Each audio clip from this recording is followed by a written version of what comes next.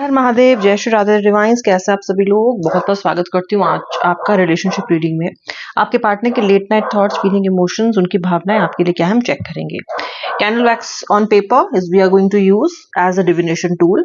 Collective general reading है भाई, जितना रेजोनेट करना उतना क्लेम करना, बाकी ड्रॉप कर देना।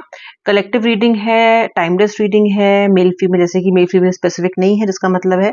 और उसी के साथ साथ ये जो रीडिंग है ये नो कॉन्टैक्ट या फिर ऑन एंड ऑफ या फिर किसी भी तरह के तनाव को इंटेंट रख के मैंने ये रीडिंग आज मैं कर रही हूँ। So that is my intent.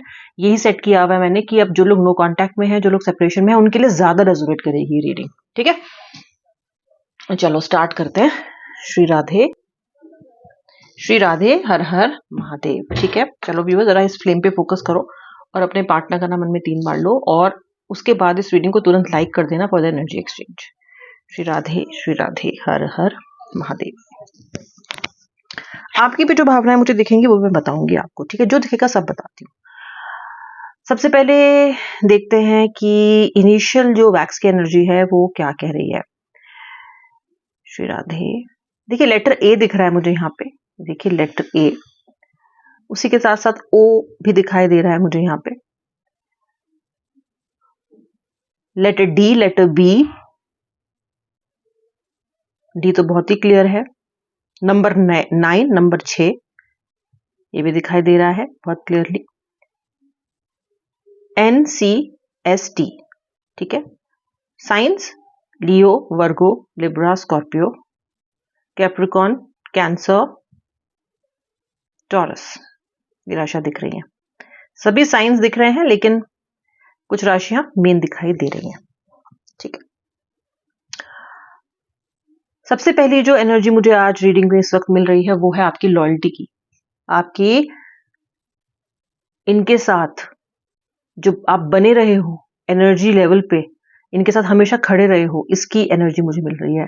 अगर मैं इसको और अधिक एक्सप्लेन करूं, एलैबोरेट करूं, तो मेरे कहने का मतलब ये है कि आप में से बहुत से लोग ऐसे हो जिनके व्यक्ति ने उन्हें या तो चीट किया है या फिर आपके पर्सन ने आपको या तो थर्ड पार्टी के लिए चीट किया है या फिर किसी ना किसी तरीके से डिसअपॉइंट किया, मतलब आपका साथ तो इन्होंने नहीं दिया। ठीक है, कहने का मतलब यह है कि इस व्यक्ति से नफरत करने के, इस व्यक्ति को रिजेक्ट करने के, इस व्यक्ति से रियली हेट करने के आपके पास 100 से ज्यादा रीजन हो सकते हैं। बहुत से रीजन है आपके पास। अगर पास्ट के समय को याद करो ना, तो इतनी पीड़ादायक बातें हैं कि कोई नहीं कर सकता ऐसे व्यक्ति से मोहब्बत, उसके साथ ऐसी ट्रीटमेंट उसे दी जाए। लेकिन आप इस व्यक्ति से नफरत नहीं कर पाते हो। कोशिश तो देखो करते हो, क्योंकि हर्ट हो तो मन तो कहता है, कभी कभी बद्दुआएं भी निकलती हैं। लेकिन जो रेजिडुअल एनर्जीज होती हैं, जो बची हुई एनर्जी, जो फाइनल जो आउटकम होता है ना, वो कभी भी नेगेटिव नहीं होता।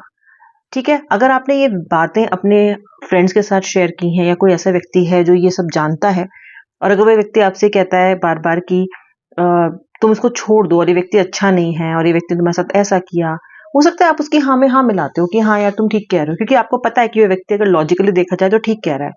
लेकिन उसकी बातें आप सुनते तो हो, बट इधर से बातें जाती हैं, यहाँ से निकल जाती हैं। उससे ये हो रहा है कि आप थोड़ा स्लो डाउन हो गए हो, थोड़ा एग्जॉस्ट हो रहे हो, क्योंकि व्यक्ति ने बहुत अधिक आपको हर्ट तो कर ही दिया है। लेकिन जब अकेले में सोचते हो तो कहीं ना वो सारी चीजें डिसॉल्व होती दिखाई देती हैं जो उन्होंने आपके साथ किया। अल्टीमेटली आपके लिए बचता है तो सिर्फ प्रेम, सिर्फ प्यार, जो आप इस व्यक्ति से बेनतहाशा करते हो। ओके, इसे कहते हैं अनकंडीशनल प्यार। कोई भी कंडीशन अटैच नहीं, कोई स्ट्रिंग्स अटैच नहीं। कभी भी ऐसा नहीं हुआ कि आपने किसी एक बात को इतना बड़ा मुद्दा आपके दिमाग में वो बन गया हो कि आपको अब इस व्यक्ति से प्यार ना रहे। दुनिया के सामने यही दिखाते हो, उनकी हाँ में हाँ मिलाते हो कि हाँ ये व्यक्ति ऐसा है, हाँ ठीक है मुझे ऐसा करना चाहिए। लेकिन अंतर मन में आप जानते हो कि इस व्यक्ति से आप अभी भी, सरप्राइजिंगली मैं कहूंगी, अभी भी उतना ही प्यार करते हो।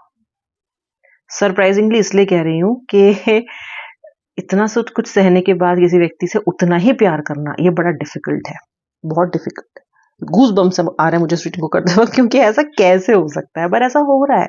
This is what is true love, this is what is a soulmate connection, this is what people don't realise कि जब उन्हें ऐसा पार्टनर मिले तो उसको छोड़े ना, उसकी कीमत समझें, उसकी वैल्यू समझें, क्योंकि ऐसा व्यक्ति आज के टाइम में मिलना बड़ा ही कठिन है। ठीक है, अब वैल्यू समझने में आपका पार्टनर बहुत अच्छा है नहीं, ठीक है, वो अपनी मस्ती में रहता है, अपनी मस्ती में चूर रहता है आपका पार्टनर पूरी तरीके से। Okay, and when I say that I mean कि इनको प्रेम आपसे है, लेकिन वो है ना कि प्रेम को ये मतलब इनको ये नहीं पता है कि आपको सहेज के कैसे रखना है, ठीक है, सहेजे कैसे ये आपको। इनको पता है कि जैकपॉट लगा है, इनको पता है कि बड़ी लॉटरी लगी है इनकी, इनको पता है कि हाँ ऐसा व्यक्ति मुझे नहीं मिलेगा, ये बात आपका व्यक्ति जानता है। और आज रात ये व्यक्ति ये सोच रहा है कि मुझे नहीं मिलेगा ऐसा इंसान, ये मुझे नहीं मिलेगी, मुझे फिर नहीं मिलेगी ये। लेकिन कर्म उनके ऐसे हैं कि वो कहीं ना कहीं उनको ऐसे रास्ते पे लेके चले जाते हैं बार बार, जो कि आपकी तरफ नहीं मुड़ते, कहीं ना कहीं बहुत ज्यादा या तो आपसे इंडिफरेंट हो जाएंगे। जैसे बहुत लंबा नो कांटेक्ट चल रहा है कई लोगों का, ठीक है, ये आपको जजमेंट हो जाते हैं, आपको लेके जज कर देते हैं आपको बहुत ज्यादा, ठीक है, लेकिन आप इन्हें कभी जज नहीं करते हो, बल्कि आप तो उनको बेनिफिट ऑफ डाउट ही देते हो, ठीक है। इसीलिए कहीं ना कहीं ये रिलेशनशिप चला भी और अभी भी एक एनर्जी है जो लगता है कि रिकंसिलिएशन होगा, क्योंकि आपने हार नहीं मानी, आपने इनका इंतजार करना नहीं छोड़ा, ठीक है। सही गलत अलग है बात कि भाई आपको क्या करना चाहिए, और ऐसे व्यक्ति को तो छोड़ देना चाहिए मोरालिटी ग्राउंड्स पे, या फिर कह लीजिए कि लॉजिकली तो आपको उसको छोड़ देना चाहिए। लेकिन रिश्ता तो ये लॉजिकली बना ही नहीं है। अगर लॉजिक की हिस्ट्री में जाया जाए तो साफ दिखता है कि अगर लॉजिक देखा जाए तो कायदे में तो ये रिश्ता आपके अंदर फर्स्ट प्लेस बनना ही नहीं चाहिए था। सारे लॉजिक्स को डिफाई करके ये रिश्ता आपका बना है इस व्यक्ति के साथ, ठीक है। तो लॉजिकली अब सोचने लग जाओ, फिर तो वही गलती करोगे आप जो आपका पार्टनर कर रहा है, ठीक है। अच्छा, इस रिलेशनशिप में आपने इतना अधिक समय दिया है ना व्यूअर, ये यहाँ पे समय देने की बात भी है। आपने इतना ज्यादा समय इस रिलेशनशिप में इन्वेस्ट किया है ना व्यूअर, कि अब हर्ट होती है जब वहां से ये रेसिप्रोकेशन नहीं आता, हर्ट होता है जब वहां से उतना ज्यादा एफर्ट नहीं दिखता आपको बहुत हर्ट होता है, क्योंकि आपने इसमें बहुत सारा समय भी लगाया, एंड टाइम इज मनी। आपको पता है कि आपने अपना बहुत से साल खोए हैं इसके अंदर, बहुत सा समय खोया है और बहुत से इमोशंस इन्वेस्ट किए हैं, और वो भी ट्रू इमोशंस। कभी इस व्यक्ति का फायदा नहीं उठाया, कभी इस व्यक्ति को गलत तरीके से यूज नहीं किया, कभी इस व्यक्ति को पे आपने हावी होने की कोशिश नहीं की, कुछ सवालों के जवाब मांगे पर वो भी आपको मिले नहीं। तो आपके लिए ये लूज सिचुएशन है, लॉस की सिचुएशन दिखाई देती है, जबकि आपके पार्टनर के लिए हर तरीके से विन विन है, क्योंकि वो जाते हैं तो अपनी मर्जी से जाते हैं, वहां भी उनका फायदा होता है, और जब वो आते हैं तो भी अपनी मर्जी से आते हैं, और उनको कन्फ्रंट भी उतना दिख किया नहीं जाता, आप उनको एक्सेप्ट लाइफ में जल्दी कर भी लेते हो, ठीक है। तो यहाँ पे ये दिखाता है कि जो आपकी आपकी जो एनर्जीज इनके प्रति है ना, वो बहुत ही माइल्ड माइल्ड नहीं, बहुत ही प्योर है, जिसकी वजह से होता क्या है कि ये व्यक्ति कितने ही कितने प्रहार करता है पर आप इसके लिए सोचते ही रहते हो। आपके पार्टनर को आज ऐसा लग रहा है कि ट्रांसफॉर्मेशन की जरूरत इनको भी है, ठीक है। और ऐसा नहीं है कि वो आकाशवाणी हो गई कि उन्होंने बोला कि भाई ट्रांसफॉर्मेशन लाओ। हो क्या रहा है आपके पार्टनर की लाइफ में कि आपके बिना ना इनकी लाइफ नीरस सी हो गई है। इनको ऐसा भी लग रहा है कि फालतू में रिलेशनशिप इन्होंने खराब कर दिया, खत्म कर दिया, अच्छा खासा तो चल रहा था, इतना तो अच्छा था। अब देखो, जब कोई चीज आपके पास नहीं रहती है ना, तभी आपको उसकी कीमत पता चलती है। पहले तो उनको पता नहीं चली, अभी इनको लग रहा है कि नहीं यार सब ठीक ही था, मैंने क्यों उसको इतना खराब कर लिया, ऐसा कर लेती, वैसा कर लेता, ऐसा हो जाता, वैसे। तो ये बहुत सारे चीजें इनके दिमाग में आ रही हैं, ठीक है। तो इनको लग रहा है कि नाहक ही इन्होंने रिलेशनशिप खराब किया, ना ही करते तो अच्छा था। और आपके जाने के बाद से चीजें इनके लिए बहुत अच्छी चल भी नहीं रही हैं। एक तो मिस बहुत ज्यादा कर रहे हैं ये आपको, दूसरी बात यह है कि आप कहीं ना कहीं एक एडवेंचर, एक एक्स फैक्टर इस रिश्ते में लेकर आते थे, क्योंकि आप उनको बहुत ही ब्यूटीफुल तरीके से कॉम्प्लीमेंट करते हो इस व्यक्ति को। आप दोनों एक से नहीं हो, आप दोनों बहुत विपरीत हो, लेकिन बहुत अच्छा एक कॉम्प्लीमेंट है दोनों आप जो उनको करते हो।